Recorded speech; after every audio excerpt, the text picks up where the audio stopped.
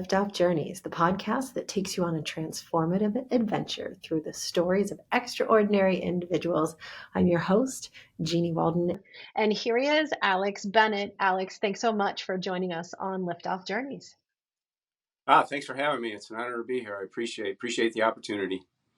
Yeah, absolutely. I was blown away by your story, and I can't wait for all of our listeners to hear how you started at a young age and progressed through the retail, hospitality industry into the creator of an incredible forum, which you have laid out so nicely there. I don't want to spill any of the secrets, so I'll let you tell your story.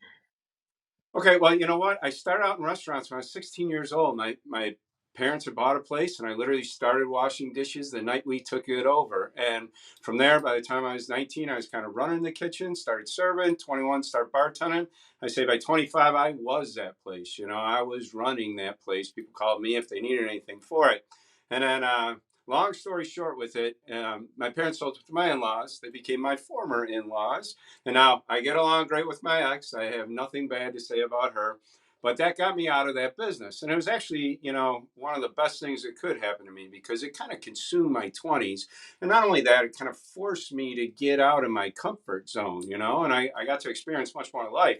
I ended up at a corporate restaurant. And in that time, I'd gone back to school because I really didn't know what I was going to do with myself and got my master's degree in secondary education with a certification to teach English. And that was 2010. And all of a sudden, the housing market collapsed. And I was one of 1,200 people applying for these different jobs. And I didn't have an in anywhere, so to speak. So my boss at the time, who's still one of my best friends, in fact, I work for him now at his own place. But he had said to me, "Hey, man, you want full-time hours? I'll give them to you." So I just kind of settled in and became a full-time professional bartender and started doing that. And honestly, it's funny how life works. Life works the way it's supposed to work if you let it happen. And that's kind of what happened to me. It was a great thing. I made great friends, got to know a diverse group of people, learned a lot about life from a variety of perspectives. And that kind of helped me grow as a person, really see things from a lot of different angles and learn how to take a step back and not get caught up in my own biases in life either, and, in the meantime, I'd always wanted to be a writer. I was a big reader. Obviously, I can teach English. And I thought to myself, well, if I can teach people how to write, I can apply those principles myself. And the inspiration hit me one day to write a book. And so I sat down and got at it. And it's actually a trilogy. It's historical fiction. I kind of play with the history of whiskey. I call it Bourbon and Pirates with a little Shakespearean flair. And what I do is I go back to 1743. At the time, it's the last true Scottish rebellion against the English rule, but that was a small part of a much larger war. And I have a young Scotswoman in America who wants to make whiskey, and she's kind of stumbling on the process of making bourbon. And at the same time, there's an Irish pirate. Every time she hears about an English ship that has a barrel of her Oakies aboard, she seizes it, she accuses the captain of smuggling, and she executes him. And you know how guys are. The more dangerous something is, the more we're going to want it. So as her legend grows, the stories cross the Atlantic and they reach an English pirate hunter. But I say at that point, if you want to find out what happens next, you got to read the book. Absolutely. And you said so much there that I absolutely have to unpack. So I'm taking it all the way back to the beginning. So you're a No teenager, problem. you're in the restaurant industry. What's the biggest takeaway when you were that young in the restaurant industry? Was it efficiency? Was it customer service? Like, what is it that stuck in your mind when you were youngest? When I was the youngest, how hard it was, just how stressful it was. When you're washing dishes in a kitchen, man, they don't stop coming, especially in a busy place. And, people, it's not that they're inconsiderate, but it's the middle of the rush, man. And you don't have time, especially when you got things cooking. I say that pizza oven was unforgiving. It didn't matter if you needed another minute. It was going to keep cooking that pizza. So it was going to burn. So, you don't have the time for pleasantries, if that makes any Yeah. sense. It's Yeah. not that people are being mean to you. It's just, you got to do this, you got to do it now. And so you learn how to adapt, and really you learn teamwork more than anything. When you're working in a restaurant, and I think it's that way with any business, but when you got a good group of people that you're working with, man, you enjoy it. It doesn't matter how Mm. stressful it is. When you guys all pull together, you do a good job, you have a great night, man. You walk out of there, they call it the server high in the industry, but it's the restaurant high, man. And there's times when it's hard to go to sleep because of it. And so when I was young, that was like the first real lesson that came came to me. And then after that, Right. it's really building relationships. It's, any, I've known a lot of people that were very successful in all sorts of businesses, and they all say the same thing. You focus on building the relationships and the money will come. And that same principle applies maybe to restaurants more so, because you are face to face with your guests and your customers. And if you get to know them as people, you see them again and again and again, you become friends with them. Like I said, it becomes your social world. Yeah, yeah, no, I love that because it's really that's how you build a brand, you know. You have Right. something that's really authentic and that comes through every single time. People know what you're known for. So Yeah. I think that's great. And I love what your first learning was because, you're right, the pizza oven does not wait for you. And No. it reminds me when I was in college, I moved into an apartment. It was over a little grocery store. Next door was a little apartment over a pizza oven, and we all moved into college apparently during the day when the pizza oven wasn't on. We get this knock Uh, on the door just a few minutes later as the pizza oven turned on, and it got the kitchen floor so hot. The boys that moved in there, their shoes were melted to the floor. And wow. so Yeah. they had to come up with an alternative strategy for a kitchen on Friday and Saturday nights because Yeah. it was just way too hot to be in their kitchen. But, it's really so interesting to me. I think many of us, no matter what industry we're in today, started out in a restaurant field and had some time. And I do think you learn so much from it. And it really helps to build your future level of integrity and creativity and networking, like you said. So let's Absolutely. move on to going back to school. You get your master's degree in education and teaching secondary. My master's degree was in teaching, and I had thought until this conversation that I was the only human on the planet, that when I graduated, there were no open teaching jobs. And after Yeah. getting paid some de minimis amount of money to do substitute teaching, I finally moved into the business world and went to Yeah. JCPenney. But seems like your life took a turn there too. Do you think that your teaching education, and I'm a true believer of this, that what you learn when you go to school to be a teacher, the psychology classes, the communication classes, play such a key role in success for you as you grow up? It's almost like everyone should go to school to be a teacher because it will make them successful in whatever they do. Do you agree or disagree? Absolutely, 100%. People will ask me, do you regret doing it? Did you waste the time? Did you waste the money? And I say, no, man. All the lessons that I learned as a teacher, I apply to my life today. And I train. At the places I work, I'm kind of the trainer. I train a lot of I probably trained about 500 bartenders in my lifetime. But also, even when I'm working in the kitchen, I do a lot of the training there because when you teach, when you know how to teach, you apply those principles to everything else that you do, and you can teach whatever you know then. But I also believe that, part of becoming a teacher is becoming a learner. And you stay a lifelong learner. So it makes it easier when you go into an unfamiliar kind of area or context or whatever. It makes it easier to pick up on what you need to learn as quickly as you need to learn it to become better at what you're going to do then. And you still make mistakes, but I think you get over the mistakes because as a teacher, you got to be patient with your students as they learn. You got to let them, the learning process, work for them. And so if they're not getting it, you try to figure out a different way to approach them. Well, I apply that same principle to myself. If I'm not getting it, okay, what do I got to do to change here? How do I got to approach it? And I become more patient with myself, which I think a lot of people need to do. I think that would help a lot of people in life. Not just being patient with others, but being patient with yourself. Yeah, if you can figure out how to crack that, I think you're way ahead of the game for sure. For Yeah. sure. Yeah. So you moved from teaching, became a full-time bartender, got to ask your favorite drink. I made so many of them. I don't have a favorite drink.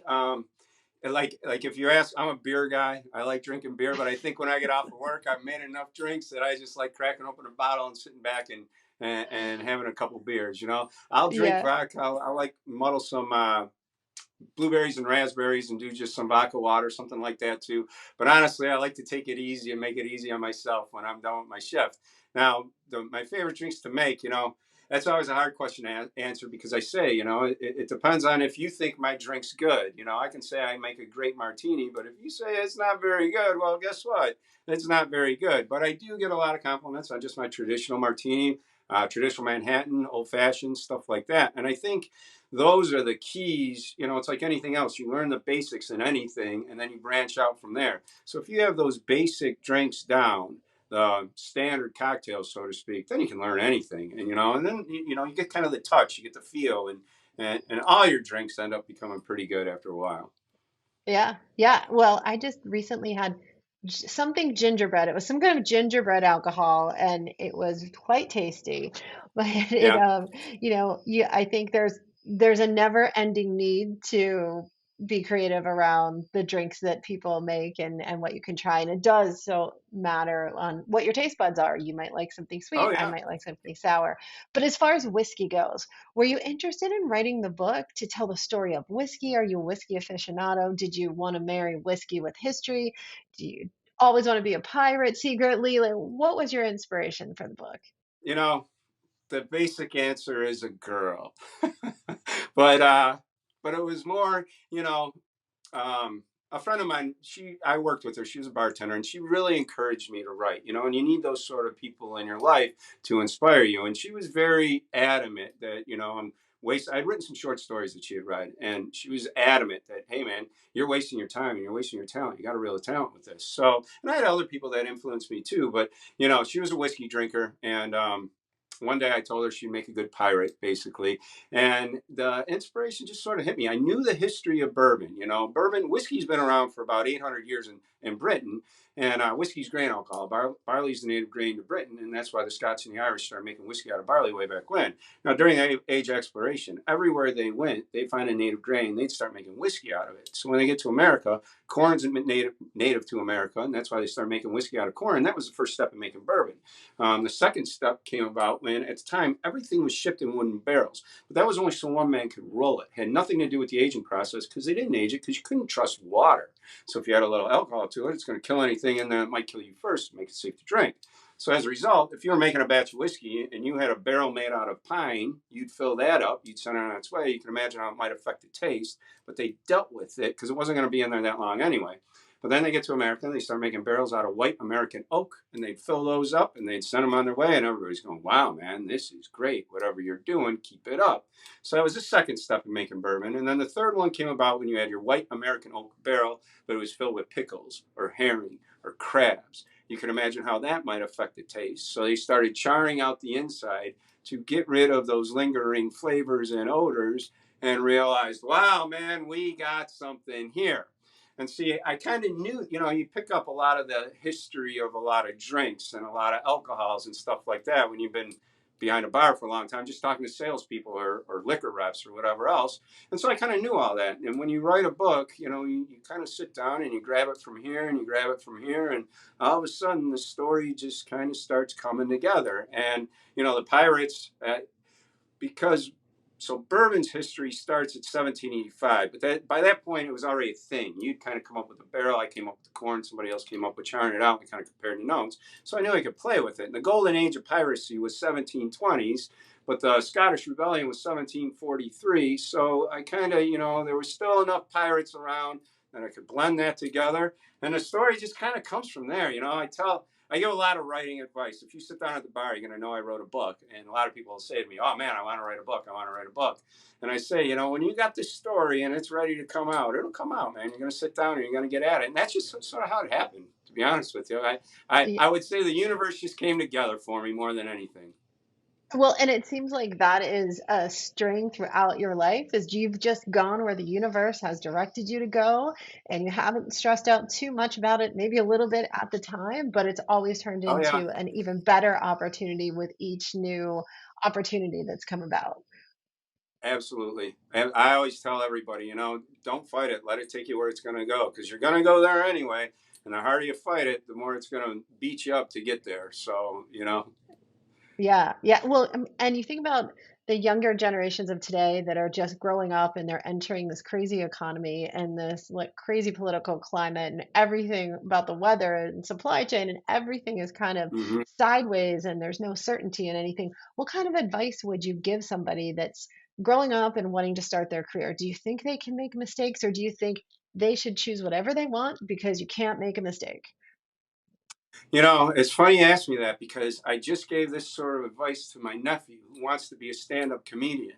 And told him, you know, now's the time, man. Chase it. Chase whatever dream you have, no matter how crazy it seems, because everything's crazy. You know, it's not like you're just gonna fall into a career and start working. If you want to write a book or you wanna start a business or you want to be a comedian, man, do it. Do it while you're young. Do it while you don't have kids.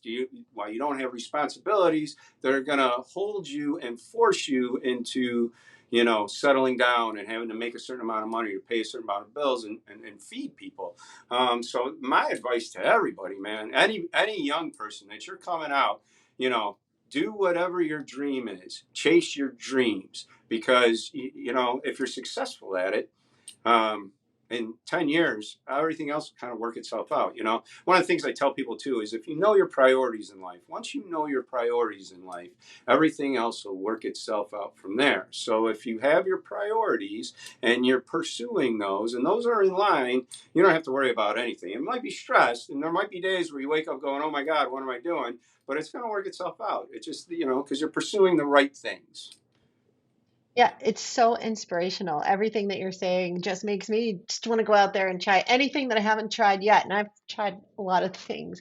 So let's talk about the book again. It's a trilogy. Have you written all It's really three or have you just written the first one? No, I've written all three, at least the rough drafts for all three. Now, the first one I published back in March. You can get it on Amazon, Barnes and Noble, or the Exhibitor's website. That's the publisher's website. I always say too, if you're stopping at the bar, I'll be happy to sell you a copy across the bar, and I'll sign it right then for you too. But no, I actually wrote all three of them before I published the first one because I say when you write historical fiction, you know, you don't know what you don't know. And there's a lot of things that we take for granted today that didn't exist back then. And a good example I can give you is words, you know, the word shot.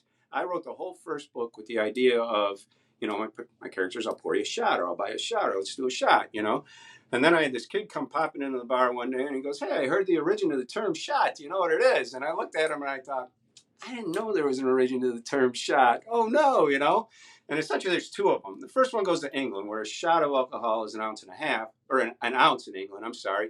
But in America, it's an ounce and a half. And so they say if you're in England and you want the extra little shot, you better throw your bartender an extra little shot. So it refers to tipping.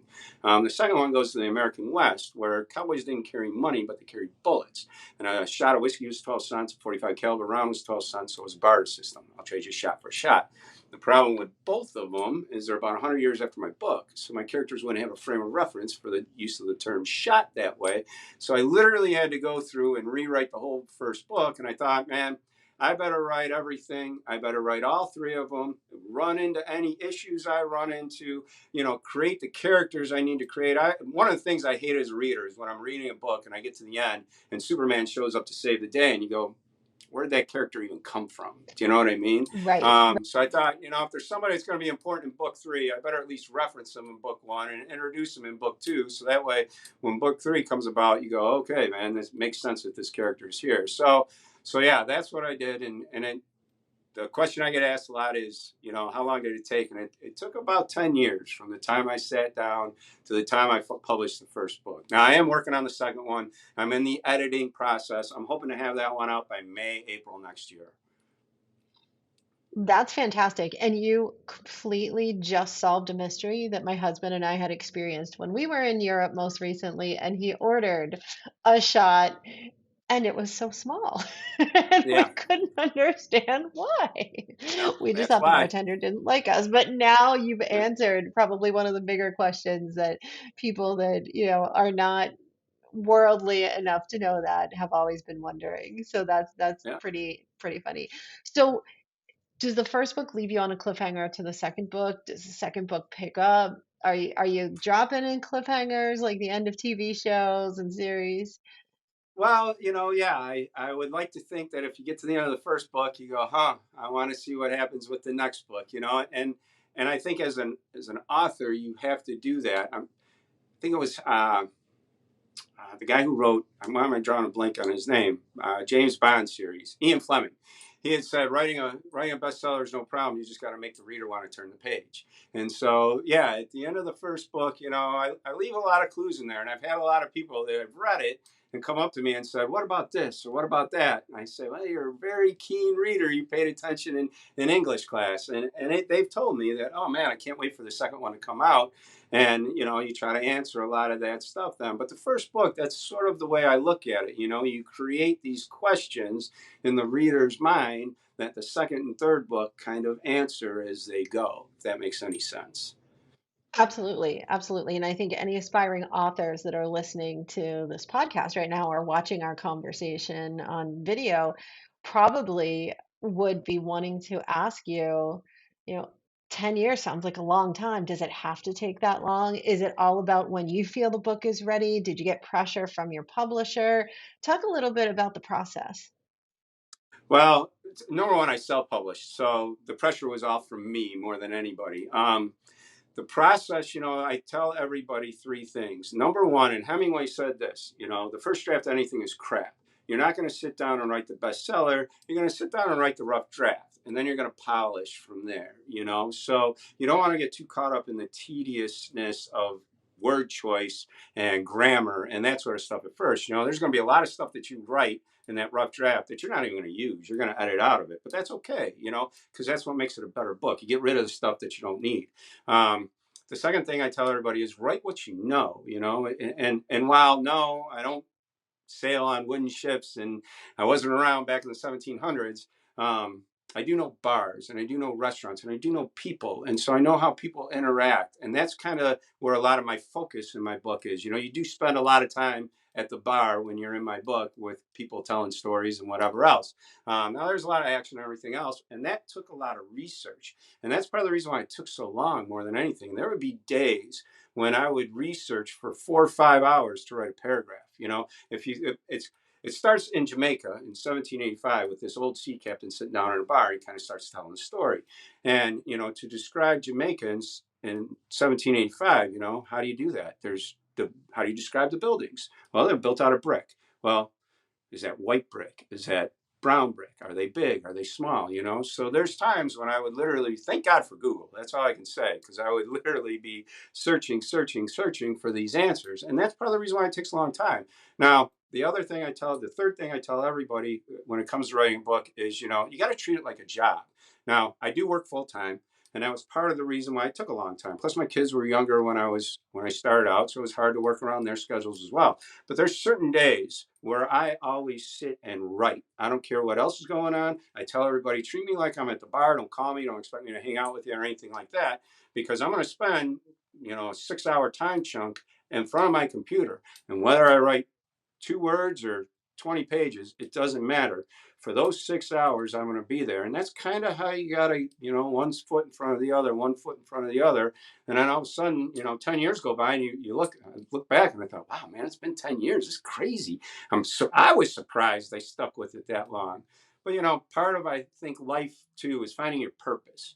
And writing my book kind of became my purpose. And so I stayed dedicated to it because I wanted to see it through. And I think that's a big part of it too. Any younger writer out there, it's not about writing a bestseller or making a ton of money or whatever else, or fame and fortune. What it's really about is you got this story that you want to get out, and you're going to get it out, and you're not going to let anything stop you doing it. Well, Alex, you are just taking life by its horns and just having the best adventure that you possibly can, from restaurateur to bartender to teacher to author to captivating everybody and helping them be courageous and not be afraid to take risks. It's so inspiring to talk to you. Thank you so much. Oh, Tell thank you. everybody one more time, where can they get the book? So the book's called A Shot of Oakies. It's the first of three in the Olde Rosie Chronicles, and you can get it on Amazon, or you can get it on the Barnes and Noble website or the Exhibitor's website. Now, I do have a page. It's called Literary Booze. Every month, I highlight an author. This month, it's John Milton. And I do quotes, facts about their lives, stuff like that. But I also use it as a platform to promote the book. So if you go there, there's links on the page that you can use to find the book as well. And if you want to follow it, you learn about an author every month. I love it. I love it how it's all blended together. And we'll definitely include links when we publish the podcast and we'll put it all over social media. And I can't wait to read the first book because now I need to see what happens. I might need to All get my right, husband great. to take me to Jamaica so that we can relive parts of it, maybe. What do you think? Hey, Could be fun. Port Royal, there's a lot of history down there, and if you love pirates, you'll learn about a lot of it. Absolutely. All right, Alex, thank you so much. Everybody, this was Alex Bennett. What a great conversation. And you heard it first on Liftoff Journeys.